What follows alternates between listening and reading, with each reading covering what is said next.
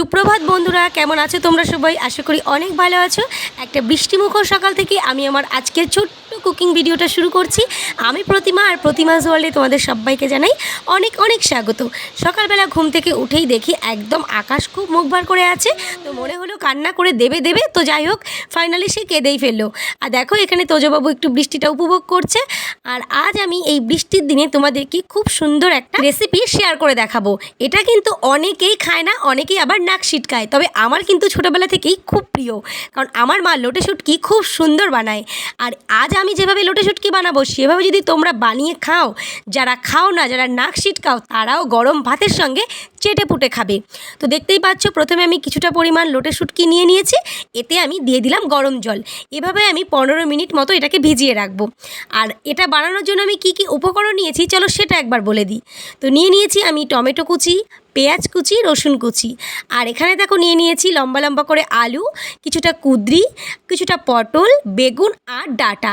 আমার ঘরে যা সবজি ছিল আমি কিন্তু সেটা দিয়েই বানিয়ে ফেলছি। এতে কিন্তু আরও অনেক রকম সবজি দেওয়া যায়, শিম, বরবটি, অনেক কিছুই, তবে আমার ঘরে যা ছিল আমি সেটা দিয়েই তোমাদেরকে বানিয়ে দেখাবো। আর সমস্ত সবজিগুলো চাইলে একদম ছোট ছোট করে কাটবে, নয়তো এরকম লম্বা লম্বা করে কাটবে। আর লোটে শুটকি বানানোর জন্য ডাঁটা কিন্তু মাস্ট, ডাঁটা না হলে আমার বেশ জমে না। তো কড়াইতে তেল গরম হলেই আমি একে একে আলাদা আলাদা করে সমস্ত সবজিগুলোকে ভেজে নেব, তাহলে কিন্তু এই লোটে শুটকির মানে তরকারিটা অনেকটা টেস্ট হবে। তো তোমরা দেখতেই পাচ্ছ এখানে আমার বেগুন, কুঁদরি, আলু, পটল সব সবজি ভাজা হয়ে গেছে। এবারে বাকি আছে শুধুমাত্র ডাঁটা, আর ডাঁটাগুলো কিন্তু একটু কচি হলেই বেশ ভালো লাগবে। তো দেখতে পাচ্ছ সবজিগুলো আলাদা আলাদা করে খুব সুন্দর করে ভেজে নিয়েছি। এবার ডাঁটাটা ভাজা হয়ে গেলেই তোমাদেরকে দেখাবো আমি কি করে বানাই। তো তার আগে চলো মাছটাকে ধুয়ে পরিষ্কার করে নিই। এভাবে গরম জলে কিন্তু 3 থেকে 4 বার তোমাদেরকে ধুয়ে নিতে হবে, কারণ এর একটা ময়লা আছে আর একটা গন্ধও আছে। এভাবে যদি ভালো করে গরম জলে ধুয়ে পরিষ্কার করে নাও, তাহলে এর গন্ধটা আর থাকবে না, খেতে কিন্তু অসাধারণ লাগবে। তো আমি কখনো লোটে শুটকির ভর্তা খাইনি, সবসময় লোটে শুটকির তরকারি খেয়ে এসেছি, সেটাই আজকে তোমাদের সঙ্গে শেয়ার করছি। এবারে দেখো মাছগুলো কতটা ফ্রেশ এবং পরিষ্কার দেখাচ্ছে। তো গরম জলে 3 থেকে 4 বার আমি ধুয়ে নিয়েছি। এবারে তোমাদেরকে দেখাবো আমি কিভাবে লোটে শুটকির তরকারিটা রান্না করি। তো যেই তেলে আমি সবজিগুলোকে ভেজেছিলাম সেই তেলে এবারে আমি চিংড়ি মাছগুলোকে ভেজে নেব, আর একদম অল্প 1 থেকে 1.5 মিনিট মতো ভেজে নেব। দিয়ে দিলাম একটু পরিমাণ মতো লবণ, ব্যাস। এবারে আমি এগুলোকে ভেজে তুলে নেব। তো দেখতেই পাচ্ছ এগুলো কিন্তু ভাজা প্রায় হয়ে গেছে, আমি এবারে তুলে নামিয়ে নেব।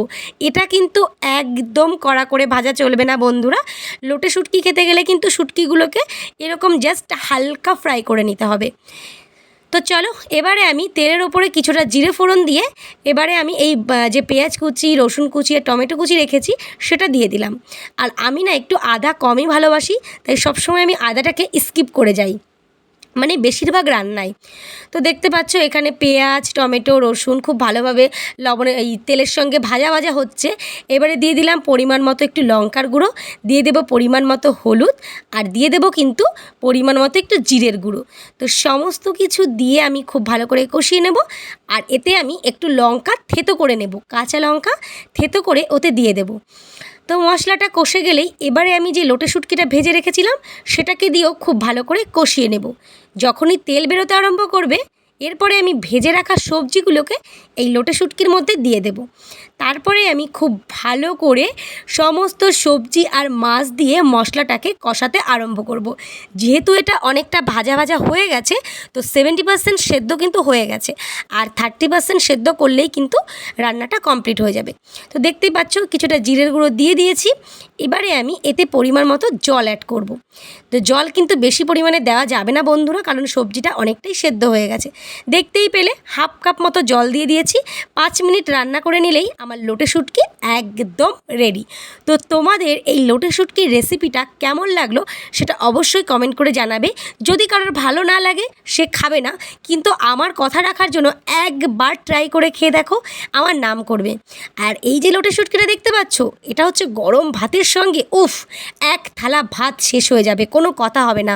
তো আমার এই রেসিপিটা তোমাদের কেমন লাগলো সেটা অবশ্যই কমেন্ট করে জানাবে।